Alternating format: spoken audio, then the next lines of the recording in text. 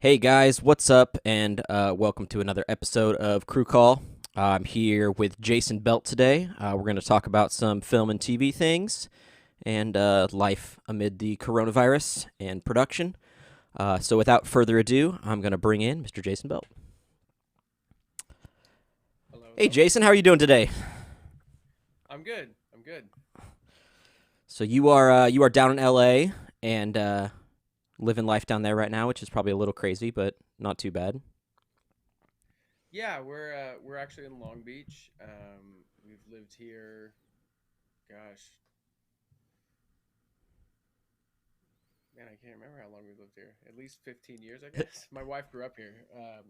So yeah, we've been down here, which it's not the closest to most work environments in entertainment, but my office is in El Segundo, so it's about 20 minutes away. It's not too bad.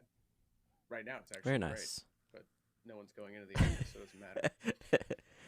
So you are the VP of development for live animals. Most people were gonna read that and think that you actually deal with live animals, but that is not the case. I mean, humans. Um, yeah, yeah. I work. I actually, we have two companies, Live Animals and Deviants. So I sort of oversee both, but Live Animals is the company that we have a deal with Universal Television Alternative Studios, and that is the production arm of um, used to be of NBC. Now they're really separate, so they handle they're a pipeline for content for NBC and Peacock, their upcoming digital streamer, Bravo, pretty much anything in the Comcast world. They're trying to get those shows produced by the alternative studio side. So we have an exclusive deal with them, and yeah, we that's what Live Animals does. Is we all of our content is pitched to the studio, and then if they choose to move forward on a project, then we collectively pitch it to various distribution networks. So it doesn't all have to go to NBC or in the Comcast world. They deal with everybody. Gotcha. So before we get into more of what you're doing now, tell me a little bit about how you got involved in production. Um, I was a musician for several years. I was an Atlantic recording artist, and once that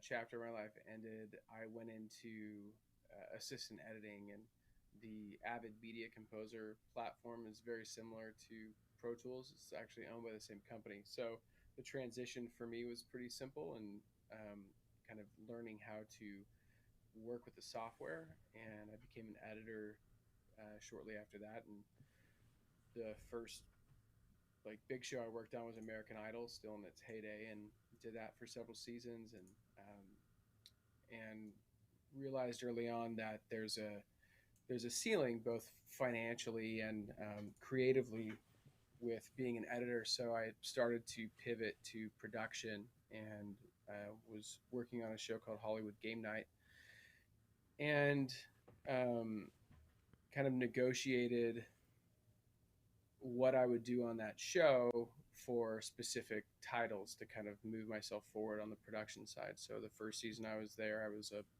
post producer, and then I was a producer, and then I was a supervising producer, um, and that allowed me to kind of move into other production roles. And when I was offered the job, offered a position actually at Live Animals, it was originally to be the co-executive producer of a pilot that they were doing called Songland.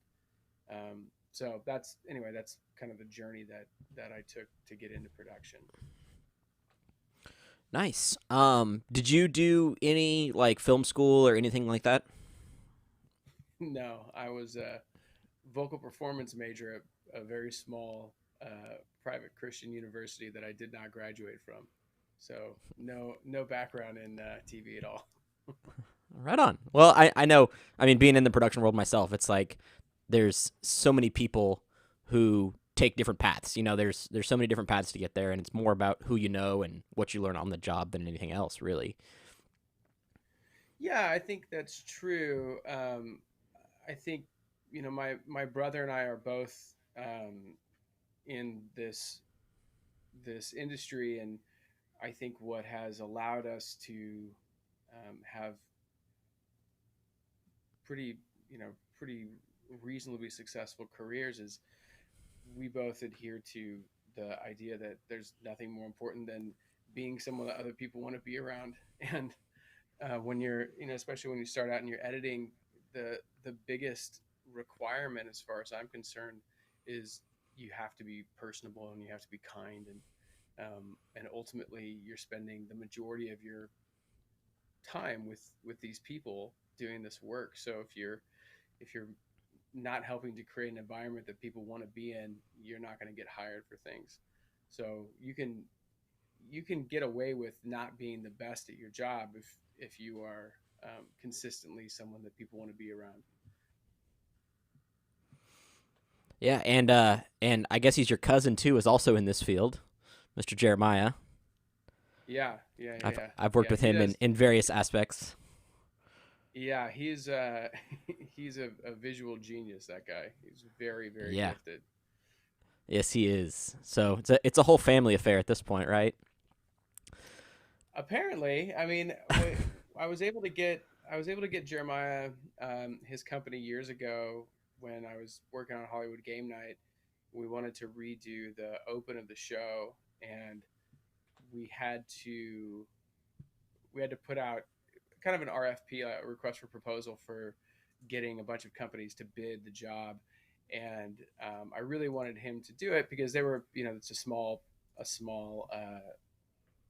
post house and graphics place in Fresno, and I thought it would be really fun to have him involved. And anyway, their bid came in exponentially lower than everybody else's did, and their creative was awesome. Um, and so it was the only time that I've been able to get him on a project that I've been working on. But yeah, very, very, very good at what he does. It's crazy he's And in and you Fresno. right, right. So how, and you kind of already touched on it too. Like, how has your role evolved over the years? And I know you went from the editing side to more the producing side.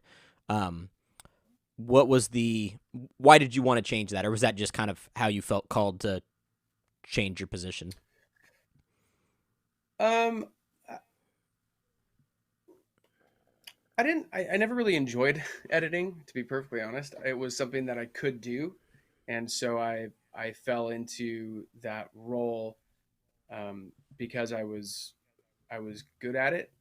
Um, but as my career progressed, I realized that what made me a very good editor was my ability to create something out of nothing.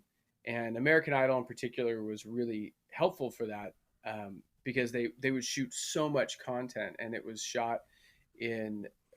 shot without really knowing who was going to be featured and what the stories were going to be. And so you had to do a lot of work in post to create story arcs, for every episode. So the editors had a tremendous amount of control on that show, and it was a very, very good team. But what I started to realize was the limiting factor of what you could create and the quality of content um, was what they shot. So for me, wanting to have more say in what was being created, the natural step was to try and get into production. So that was the impetus, and I really wanted to have an opportunity to get a little bit more involved on the creative end. I wasn't really sure what that was going to look like, but as things progressed, my goal became trying to move into like a showrunner or executive producer role. So that has been the focus, and it's taken some interesting turns in the midst of it. But but that was sort of the why behind it. And I think it's important for people starting out in this industry, in my opinion, and you, I'm open to yours too. To try a little bit of everything because you don't really know what you're gonna like doing and what you're gonna not like doing. So I try to stay diversified and try new things and figure out what I like and where I kind of want to go in the future. And it sounds kind of like that's kind of the path you took. Is you were good at it, you tried it out, and then decided that was kind of I wanted to change because of that. Yeah, I think that's true. A lot of people, a lot of people stay in one lane in this business, and I think the more that you're able to understand what the process is for creating content, the better you'll be at doing it. And from the development side, it's a lot easier to create a format when you understand the feasibility of actually accomplishing what you're putting on paper, um, whether it's dictated by budget or personnel or timing or whatever it is. Being able to understand kind of uh, how the sausage is made allows for me to put together something that is much more realistic.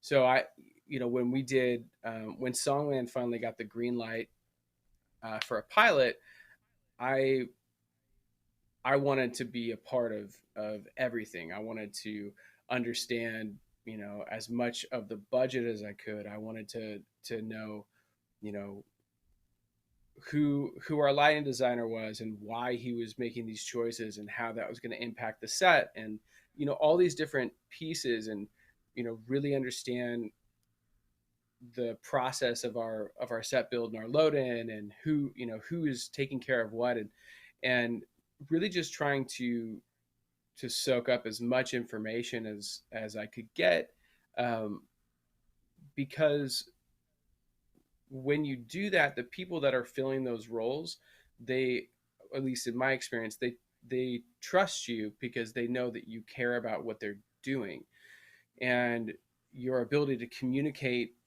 well and have people do what you need them to do, is amplified exponentially by just simply being interested in what they're doing and how they do it, because everyone's job has some element of difficulty and and skill. And I think there are people who only put value on the creative, or only put value on the artistry of making content. And I I just think that I think you're doing a great disservice to not put equal value and weight on what everybody's doing, because without those people, it's completely impossible. And so I do think that learning as much as you possibly can about every facet of what you're doing is crucial if you ever want to try and move up, or just simply have a good understanding of why you need to do the best at your job because of how it impacts the end product as a whole. Well, yeah, and I think that really applies to every job almost. I think if you genuinely care about the job you're doing and want to do a good job, like you'll move up the ladder, or you'll figure out what you like and you can decide on which lane to take. I've always felt like even on my my live event side, I want to know the audio, I want to know the lighting, I want to know how it all goes together, and I genuinely care about the final product overall and not just my piece of it. And I think that's an important distinction to make too. Yeah, I totally agree. So, do you have throughout your career, have you had a favorite show or event that you have worked on? um hmm, Favorite show or event.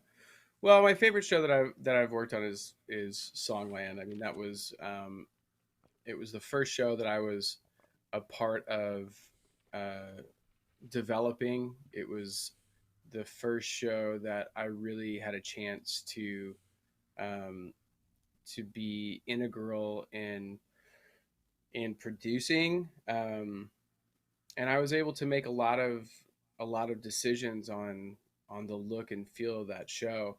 My The owner of Live Animals is a woman named Audrey Morrissey, who is the executive producer and showrunner of The Voice, and the executive producer of Songland as well. She also just did the big One World Global Citizen concert that ran on CBS, ABC, and NBC. So she's a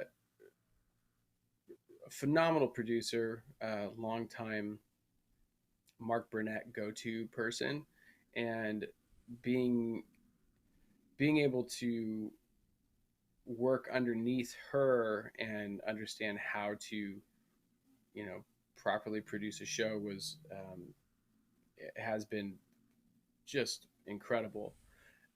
But that show in particular, you know, for me being a songwriter originally, being able to create something that is for writers and is real. It, you know, what happens on that show is exactly, um, you know, what you see is exactly what happens. It's cut down a little bit, but the process is real. And you know, Ryan and Shane and Esther respond in real time to songs they've never heard before, and the artists respond to these songs that they've never heard before, and they go back in studio and they recreate these songs. And just being able to do something that um, that was actually documenting a process in a way that isn't traditionally done with reality TV. I mean, there's no stakes beyond just the reality of the show. There's no added drama. There's nothing. And um, I was so proud of that, and the fact that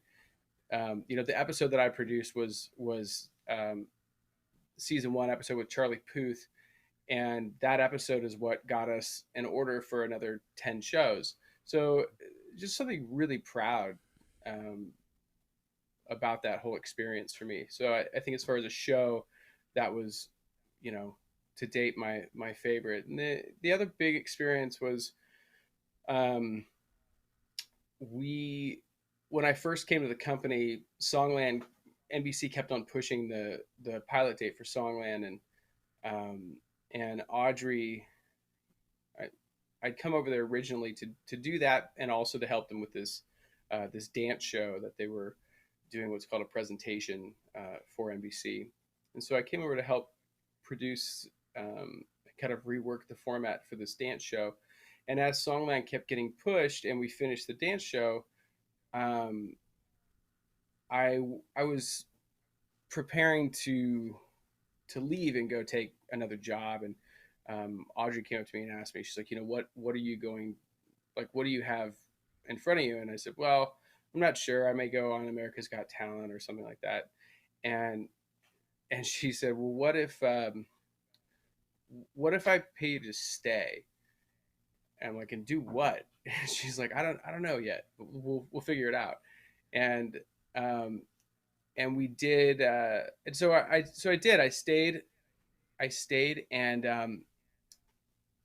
the God, it must have been a few weeks later. They She called me and she said, "Hey, I have a meeting with Fox. Can you spend some time trying to figure out how to make the Teen Choice Awards relevant again?"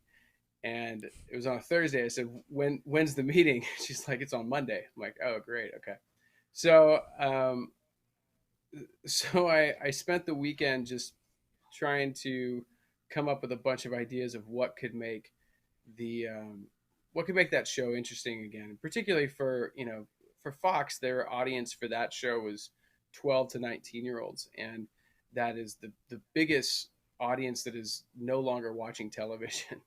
So so I came up with a bunch of ideas and kind of put it together in what we call a deck, which is just a document that sort of explains we would what we'd like to shoot, what we think the show could be. And I sent it to Audrey, and she said, "This looks great." She said, "You know," she said, "This looks great." And then her assistant called me and said, "Hey, Audrey wants you to go to the meeting at Fox." And I was like, "Oh wow, okay." And so I was really excited because I was going to see how a pitch works and what that what that whole process looks like, and being in a room with the with the network executives, and getting to watch how Audrey operates in that environment. So I went to this meeting and I was really excited. And after some sort of just chit chat, Audrey says, "Okay, Jayson, why don't you take it away?" And I had to pitch this show idea that I had just simply come up with a couple days prior, and try to get them to see how it could potentially work. Um, and they bought it, and they gave us the show, and it was my first co-executive producer uh, title, and I got to with Audrey and this guy Bob Bain, who actually created the Teen Choice Awards. I got to figure out how to make um, this new idea of the Teen Choice Awards, and there was a steep learning curve with that, but it was an absolute blast, and it was my first time with a writer's room and going through and trying to, you know, write funny copy for these celebrities, and just going through the whole process of what goes into an award show, which is absolutely insane, particularly for one that's live, and then you spend about 3 weeks going crazy trying to get everything ready, and after 3 hours or whatever, it's just done. Um, so that like that first one, I think it was 2017. Yeah, we did 17 and 18, but 2017 Teen Choice Awards was it was a blast. It was at the I'm blanking on the name. It was at this arena where USC basketball plays. And I cannot for the life of me remember the name of it right now. But having this giant set be built inside this arena, and it looked like this huge fidget spinner, and getting to go up on the stage as they let the this crowd of 8,000 kids in, and my oldest son got up on stage and dabbed in front of everybody, and they all went crazy. Things like that. It was a blast. It was totally fun, and you're able to watch this thing happen in real time. That was months of your life trying to make sure that everything was going to work, and that it was all going to time out correctly, and that it was fun, and that show was just so eye-opening and such a blast. And it was a huge success for them. I mean, it went up, the ratings went up for the first time in a decade, and they had we had a live stream of a music concert running before the show. We had something like 6 million people watching this live stream concert, and so it was just a bunch of stuff that came together well, and and just the process and the experience was, yeah, it was really fun. So going back to when Audrey approached you and said, can you stay?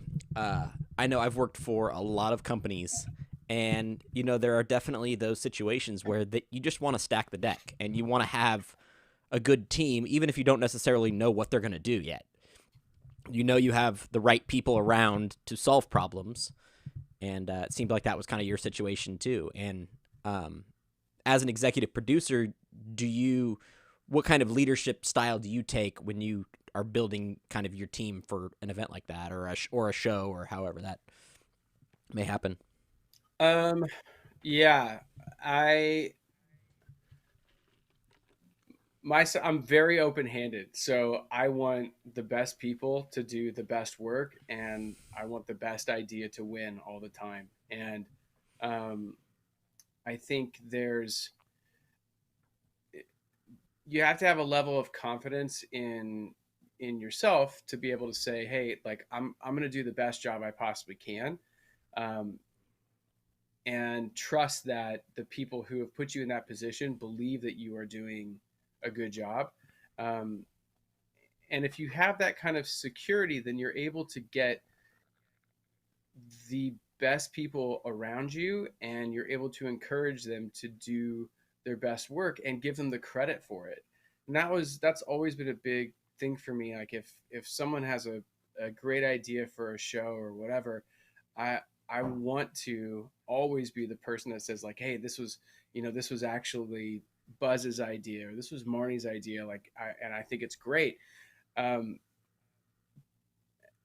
I think, at least in my experience, that's the only way to have good people want to stay with you, because someone who's really creative, and we have this, we have a handful of writers we work with for a bunch of different kinds of shows, and we always go back to the same core group of people, because they're so good and they're so funny. But more importantly than that, they'll bring in another two or three people that they love, that they think are great. And when you get locked in these rooms for 5, 6, 7 hour sessions where people are trying to create jokes and funny copy, and whatever it is that we're trying to create, you you lay aside your ego when you walk in the door, and just everyone is able to be um, just completely vulnerable and say, hey, like, what about this, or what if we did this? And in that environment, you're cultivating the best creativity, because no one's scared of having a bad idea.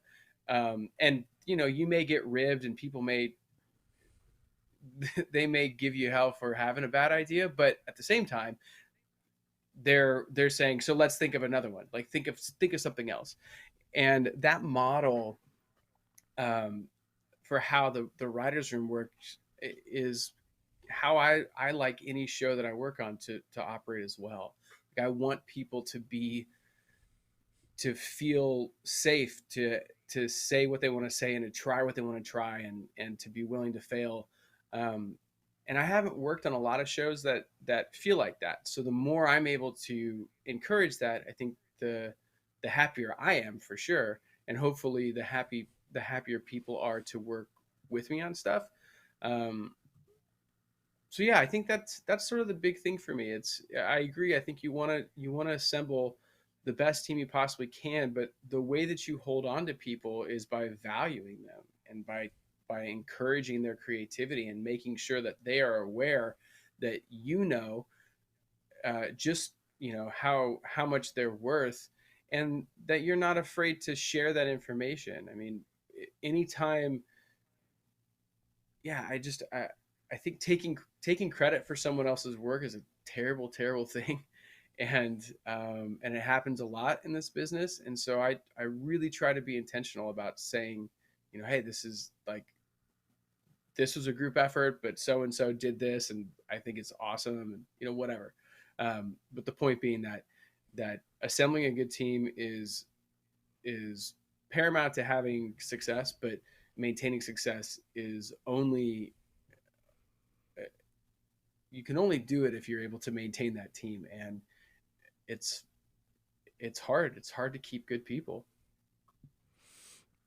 So, throughout your career, has there been any mentors or people that have really helped shape your kind of career trajectory? And you don't have to name Yeah. specific names, just situations or however you want to I do it. Yeah, I mean, I think, yeah, there's been a bunch of people that have given me some incredible opportunities.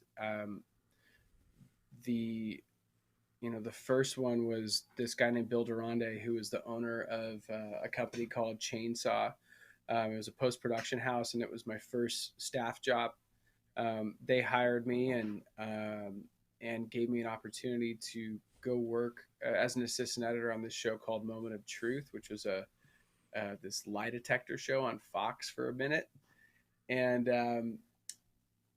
being put on that show was the company had a uh, tremendous amount of faith in me to put me on that show. I was pretty new, and um, and it was great. I learned a ton, and we were off site. We were away from our main building, so we were at a different post facility, and that allowed me to spend a lot of time learning how to edit. And this woman named Jen Gillespie was the lead editor on the show, and she taught me a ton. I mean, she would let me edit an act of a show and have her watch it, and she would give me notes and feedback, and I'd go back and edit it again. And so she was really, really helpful in becoming an editor. And there's been a bunch of other editors that were wonderful. I mean, Chris Smith and Eric Shanks, and just a bunch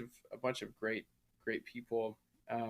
But Bill, the owner of Chainsaw, was he was really encouraging. And when I when I had been there for a couple years as an editor, and I decided to go out and join this little startup production company, he was just completely wonderful about it. He said, "Hey, thanks for telling me. Like, you always have a job here if you need one." And so that was huge. And then as I got into, or as I wanted to start getting into producing, this guy named Toby Gorman, he was the showrunner for Hollywood Game Night when I came over. And the reason that I came over, actually, he asked me if I would come oversee post, and I asked him for a producer credit, and he was happy to give it to me. And what's crazy about that now is he and I have been friends for years. In fact, he moved over. He's English, and he moved over here. And his first show when he moved over was American Idol. So we met there. And now he's the president of the studio that we have our deal with. So it's very interesting because all the content that I'm pitching to create, I'm pitching to a friend of mine. So Toby was great. This guy named Michael Binko, who is also he's the executive producer on Hollywood Game Night, just a very very talented producer. And I think my leadership and producing style really roots from how he does that. He's a huge proponent of giving people opportunity and giving people credit, and he has had the same exact team on that show for 6 seasons or something like that. I mean, people quit jobs just to go work on a season of Game Night because they enjoy it so much. So those are some of the people. There's lots of them. Audrey, obviously, and her husband Ivan Dudinsky are the two owners of our company. And I mean, I'm indebted to them forever for the position and responsibility they've given to me, and the freedom and flexibility. I mean, I have tremendous autonomy, and I don't think they've said no to virtually anything I've asked, as far as like, hey, do you mind if I try this, or can we put a little bit of money behind this? And they've they've been really really willing to just try things. It's hard to find people like that. Absolutely, and it sounds like you found a lot of people throughout your career that have been influential. So that's awesome. Yeah. Um, so during this, we're going to shift a little bit to present day, what's going on in the world today. During this whole coronavirus shutdown, tell me a little bit about how maybe shows or events or things have evolved to kind of adapt to that, because we can't go to the studio and shoot and all that kind of things. Yeah. Well, I don't know how much they've adapted. They've kind of just all died for the moment. Um, there's a variety of things that are happening. A lot of it is, very similar to what you and I are doing right now. Um, they're slowly starting to open up the studios again, but the requirements on any production to be there are it's virtually impossible to do. Um, you know, the when we did Hollywood Game Night this last week, we had a stage on the Universal lot that was kind of our sort of our hub. So all of the gaming stuff came from each celebrity. We sent them these units, and it all went back to this core hub.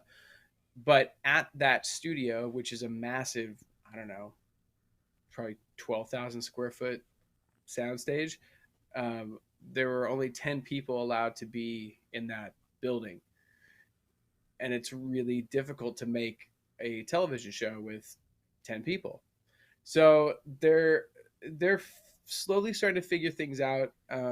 I know Voice is doing their finale this week, and they have a little bit bigger of a crew, but not much. I think that there's only one producer on the floor, and um, everyone has like these isolated rooms, and there's a there are a bunch of weird um, protocols that are having to be adhered to make sure that it's safe for people. And on top of that, you've got unions for every position on these shows.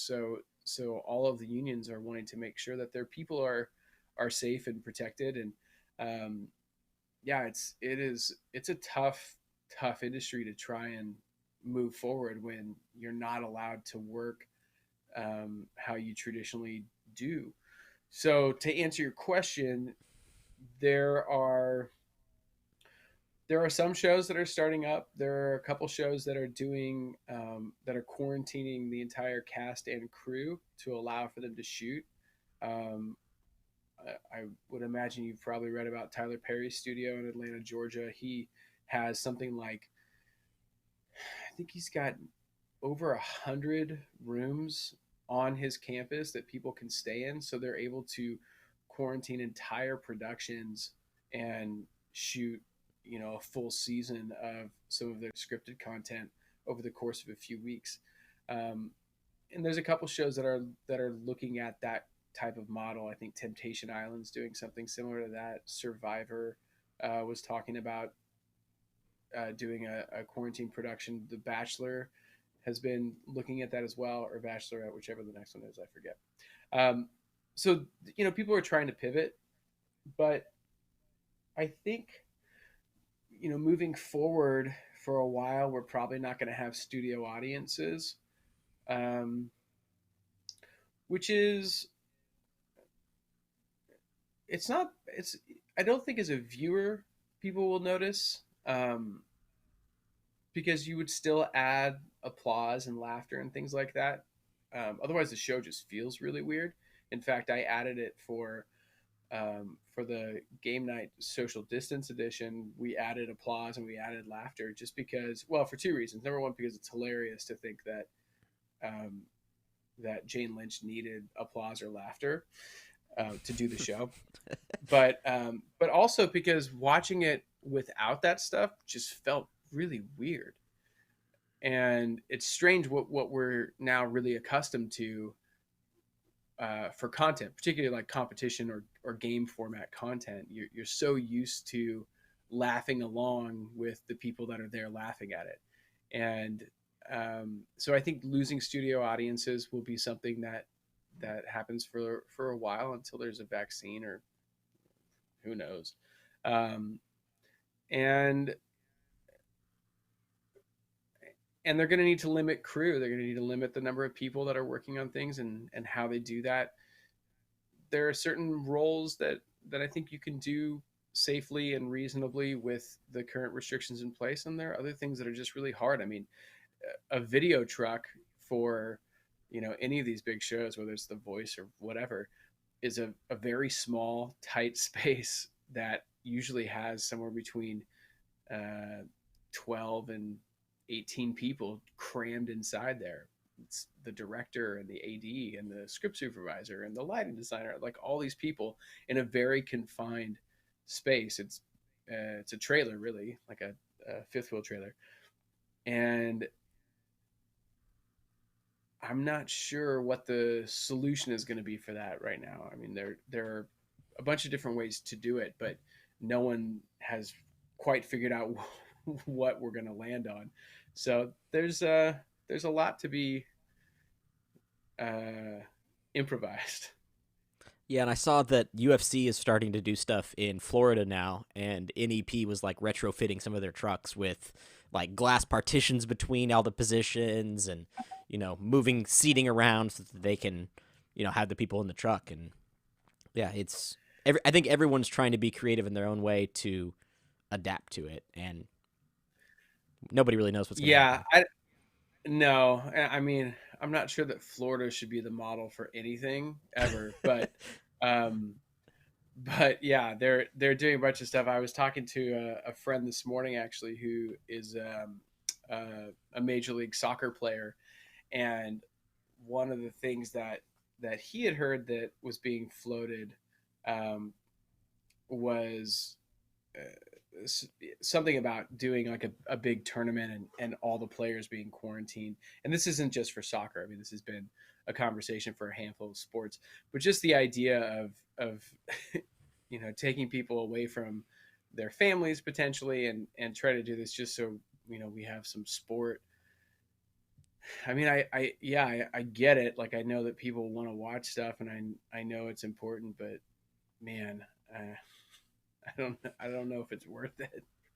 Well, yeah, and it's such a weird time because people are at home and we need content of some form, but we can't film the content because people are at home.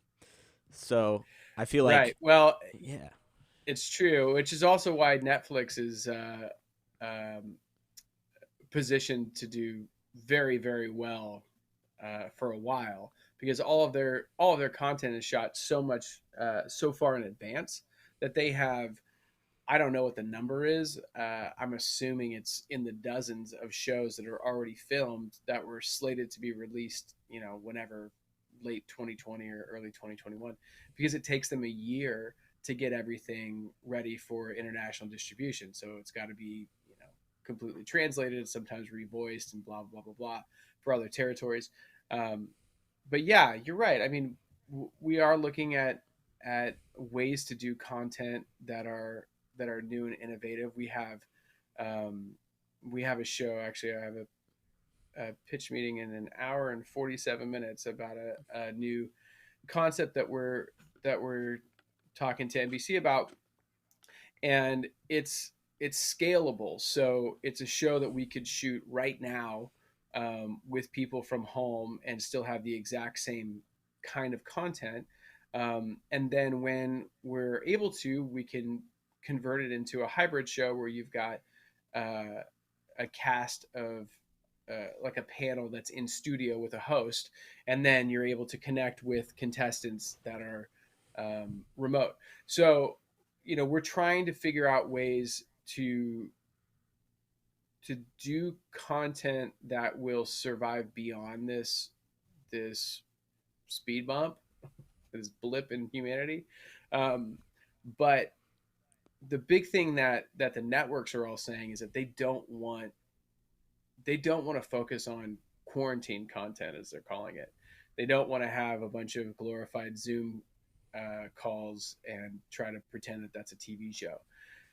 So the mandate is to try and figure out how to do things now that can be as normal as possible, and then when we can do things as we normally would, the show doesn't need to have some sort of major pivot to be uh, traditional. And I think a lot of people are trying to figure that out. I I've yet to hear of a good solution outside of what we did for game night, which is send those camera kits and everything and have celebrities set them up themselves at home. But yeah, I don't know, man. It's the next few months are going to be an interesting challenge for sure. And I have to say, throughout our emails, I know I've said it, but I have to say it publicly now. You guys did a great job on that show, and it looked amazing. So, congrats on that. Thanks. Yeah, it was Um, an experience. and one of the show ideas that I had that I'm just going to tell you anyways is Hollywood Squares needs to come back, and it could come back as a quarantine edition and not look Yeah, too much so different than it's regular.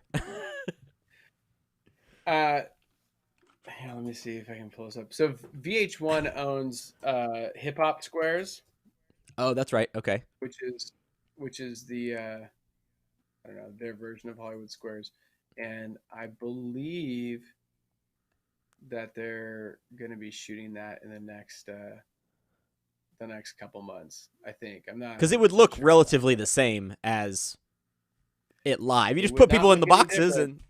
and Totally true. Yeah, give it a little bit of a neon glow, and away you go. um so what are you doing personally? And I know you're looking at projects a lot further in advance, so you're probably still working pretty regularly at this point, somewhat ish. What are you doing otherwise to stay sane in this crazy time? Um, to be perfectly honest, we're very fortunate. We've got a good safe place to live, and we have a lot of kids. We have 4 kids, so everybody's got a friend or at minimum a constant enemy, and I think that I think when this is done, we'll look back on this time as being very, very sweet and be very grateful for it because it's in any business, but in this industry in particular, you can spend a lot of time working and for me because it's when I'm not in production, it's just um, constant creative conversation. So the idea is that my brain is always going, so it's hard to be home and be present and shut things off. And I think that this time has allowed for a significant slowdown um, in how we interact. And it's not to say that it's without busyness or without work because I have a lot of both, but just simply being home the entire time and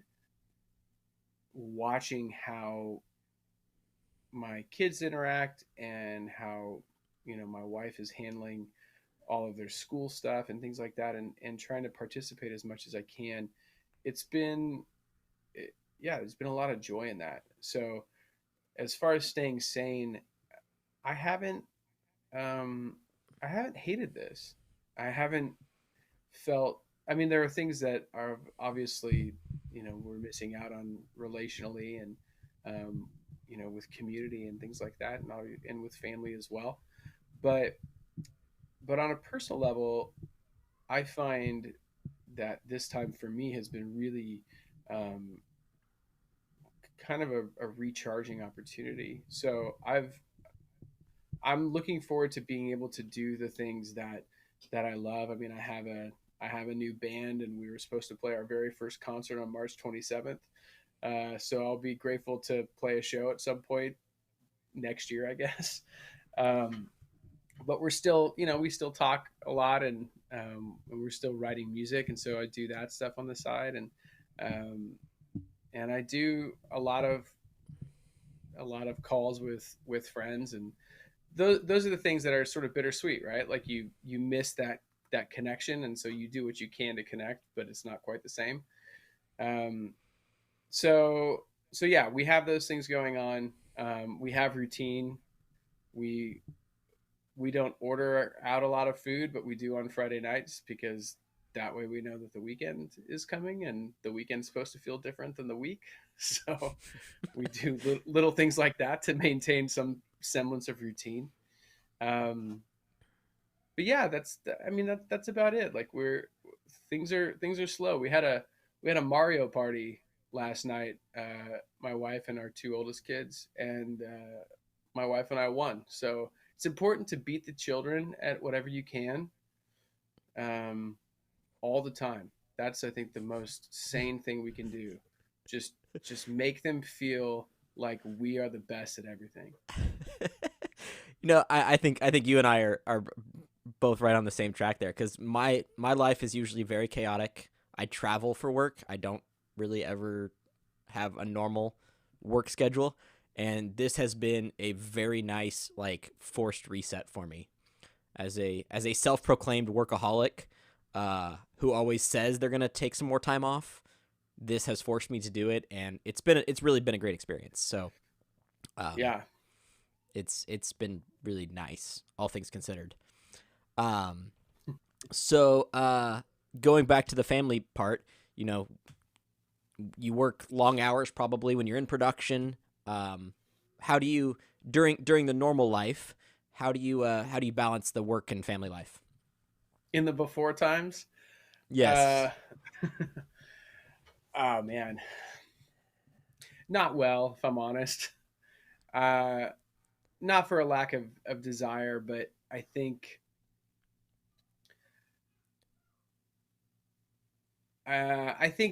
more than anything else, what I'm learning now is sort of where my deficiencies lie as far as being present is concerned.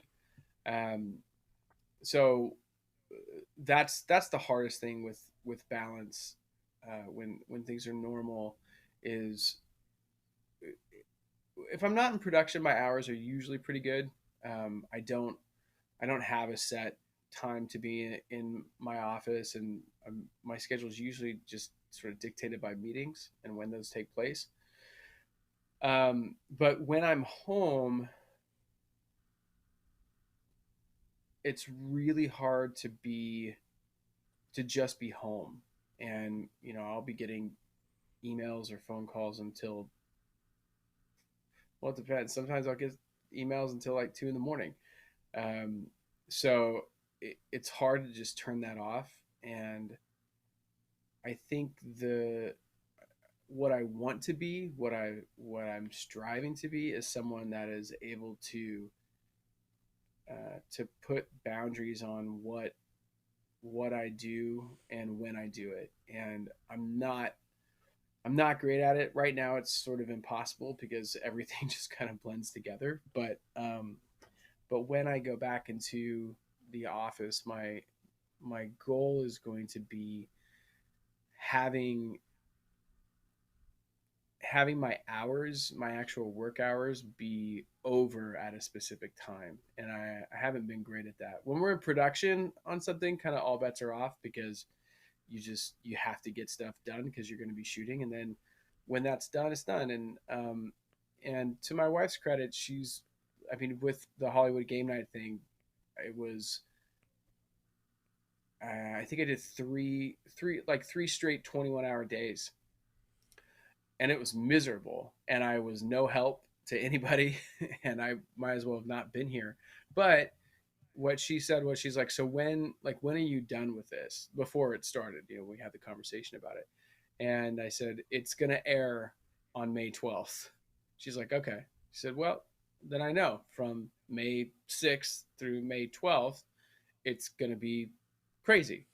Um, and she said I can handle that because there's an end date, and that's the that's the key with production stuff. It's like, hey, this will end. As long as we know that together, then we're able to survive that together. But with the everyday stuff, it's up to me to just be able to say, okay, like, I'm home. I don't need to be on my phone. I don't need to be checking emails. Like, nothing is going to happen from now until tomorrow morning that is so important that I need to get back to it.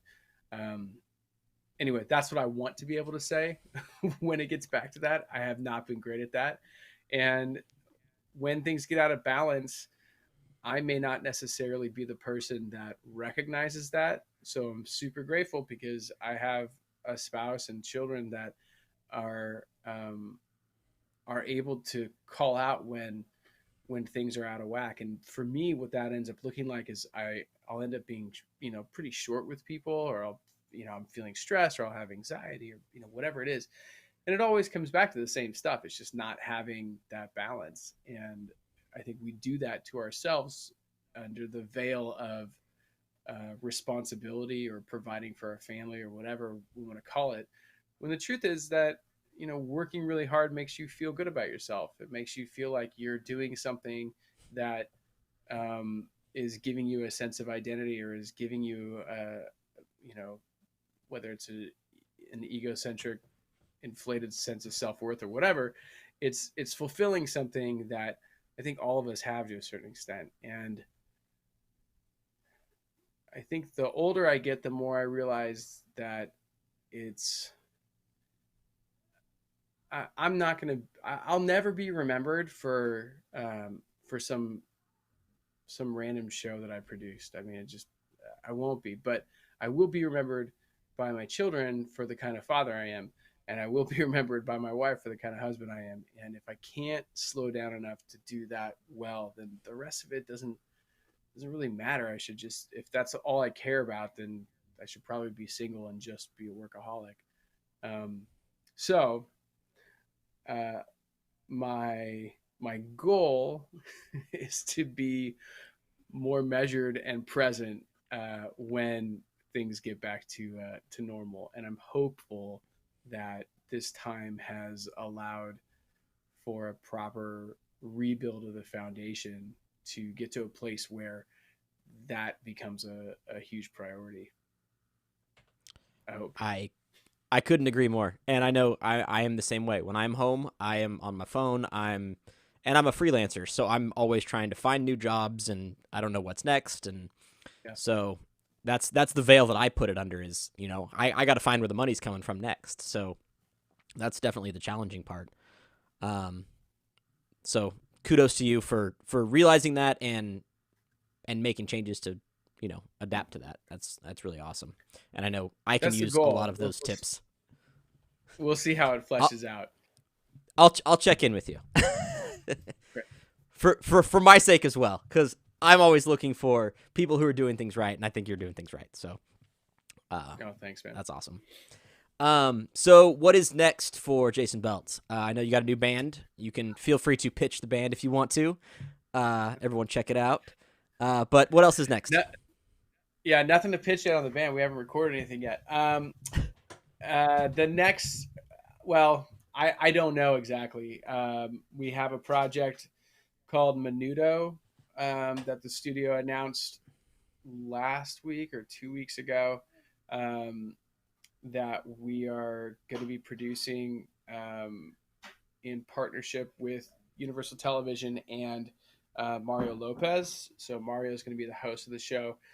And hopefully in the next week or so, we'll be able to announce a couple of the judges that are signing on, which are some huge names in the Latin music world. But the show is going to be recreating the boy band Menudo, which was, if you're unfamiliar, a massive success in the early 80s into 90s, and the biggest Latin boy band ever. So we're doing that. We don't have a distribution network yet. Those pitches are forthcoming. I would imagine it's going to probably land at one of the bigger streamers, but I have no idea. So we'll see what happens with that. With any luck, it'll be, I don't know when it'll be in production. Maybe the end of this year, maybe next year. I have no clue. So that's a big one that is moving forward. And then we've got we've got a music competition show that is in the final stages of pitching at a couple different places. So right now it's just all, it's all getting stuff sold and slowly starting to put dates on the calendar as they look achievable. So those are the big things coming up for me. And I might try and go swimming today. We'll see. Nice. Well, Jayson, thanks for joining me today. I really appreciate it. Yeah, I can't thank you enough for coming on. It's really awesome to have you here. So thank you for doing that. My pleasure, man. So that's it for this show today. Please join us. We're gonna skip this Friday, but we're coming back next Monday. I'm gonna be doing a show. So please check back with us next Monday, and thanks for watching Crew Call.